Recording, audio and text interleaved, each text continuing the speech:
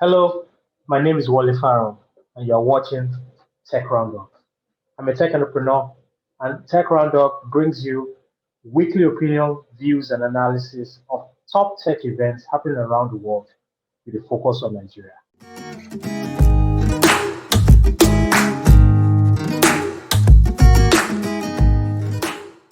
Welcome to season 4. It's already the fourth season, and we're so glad that you're joining us again this season to watch the show.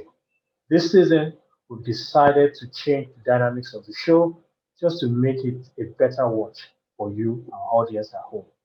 This season, I will be anchoring the show with a co-anchor, Jenny Lawa, who you will meet shortly. Every week, we'll be joined by a guest who brings different perspective, different insights into our stories. Every week, like we've done over the last 3 seasons, we'll bring you 3 top stories that are trending in tech with focus on Nigeria. Each anchor on the show will guide us through discussion of every story, drawing insights and analysis and opinion from the other two, making it an interesting watch.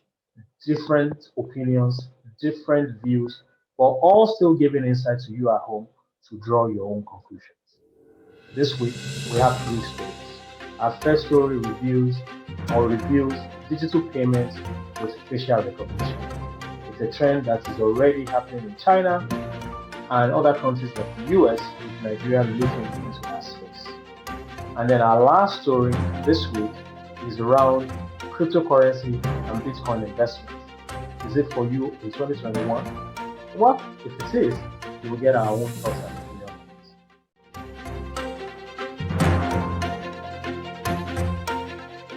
I would think is from a security standpoint. But in evaluating this story, I've looked at it from 3 different perspectives.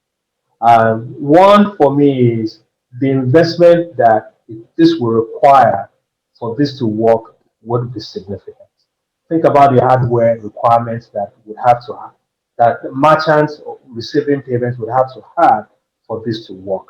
I think about software and firmware that we will need for the integration between the hardware and the payment system itself for things to be able to work. Think about the certification. Every time there's a new device that processes payments globally, there's so many bodies, EMV, CO, all sort of certification has to happen for that to be allowed to be a certified system for payment. So the share investment of this will be significant. The second way I want to look at this is use cases.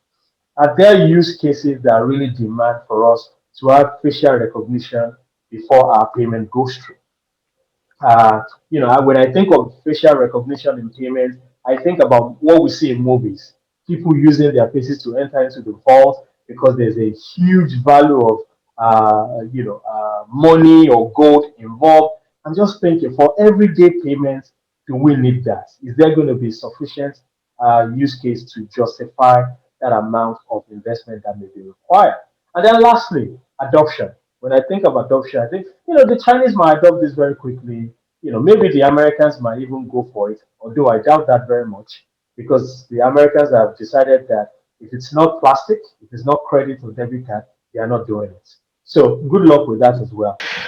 You've already explained the challenges in terms of hardware, but what you skipped, which is the most germane thing to me, is how we going to mitigate the unintended consequences of using facial recognition in Africa.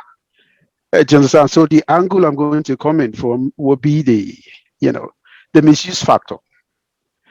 Uh, we've earned the crown of the fraud capital of the world, even though some other countries do more than we do, or some other continents do more than we do. But it's those misuse factor risks. Those are the ones that I worry about, because with facial recognition, it exposes citizens to potential harms in terms of hacking, invasion of privacy, bias, and all of those things. Are we going to prevent this from happening? First of all, I need to apologize for my background. It's out of my control. But very quickly, so I can mute myself again. I don't necessarily agree or disagree with you guys. I mean, you both made some valid points. But I mean, recently I spoke with a friend of mine who, through Access Bank in Nigeria, has experience using face payment technology. And all they required was his phone number and his face and the amount, and that was it. I don't know if adoption will be as quick as many people might think, but it is possible. And but I think the only cons that I would worry about is data breach. It is a process that might require a whole lot of data, storing it, monitoring it, managing it. That's when I feel like hackers might now take advantage of it. But when it comes to security, though, I don't see how people can probably adopt somebody else's face to steal their money or misuse their funds.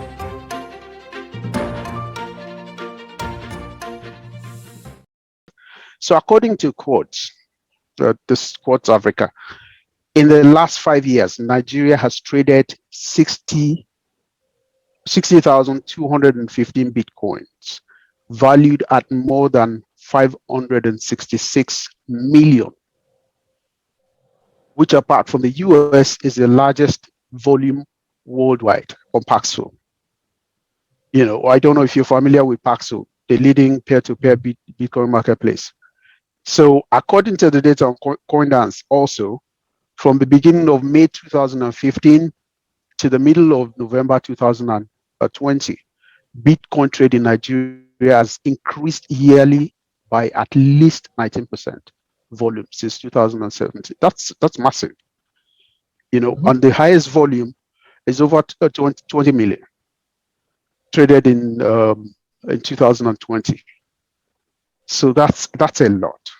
That's a lot. So I've been digging into it. So my questions to you and Jenny is, what do you think is driving this in Nigeria?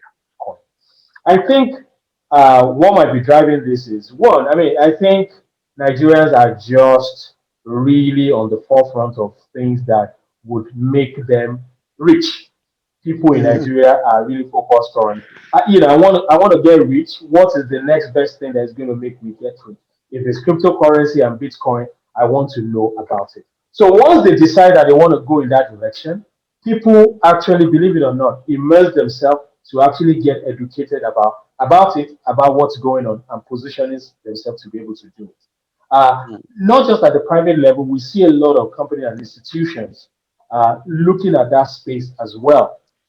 For the last couple of years, the CBN has resisted looking at cryptocurrency and coming up with regulations to drive how people actually play from this country into the global, cryptocurrency market. But in the last few months, that has changed because they're beginning to realize that whether we regulate this or not, citizens of this country, institutions in this country are going to play a part trying to trade and trying to store value in the cryptocurrency space. So I think that's what is really at the core of it. I think that's what is really driving, adoption and people getting interested and people doing it. And it's going to only continue to grow. And Jenny, what do you think? Yeah, I absolutely agree with what he just said. The thing is, cryptocurrency gets such a bad rep. I know even we have avoided talking about it in the past, but the truth is we can't avoid it. And it's all well and good because it's gained so much popularity in the past couple of years. But people should not forget that it is high risk, right? Yeah, as much as it's convenient, and like he said, Nigerians are constantly looking for ways to make themselves rich. If it works, they are going to do it. If whatever it takes, and if this is what it's taking right now, people are definitely going to, gather themselves in their lot to adopt it. And adoption is growing faster than we can ever have imagined. So yeah, I think the fact that it's convenient and that there's security in blockchain technology also makes it, or is also part of the reason why it's gained so much popularity in the last few years. Is what I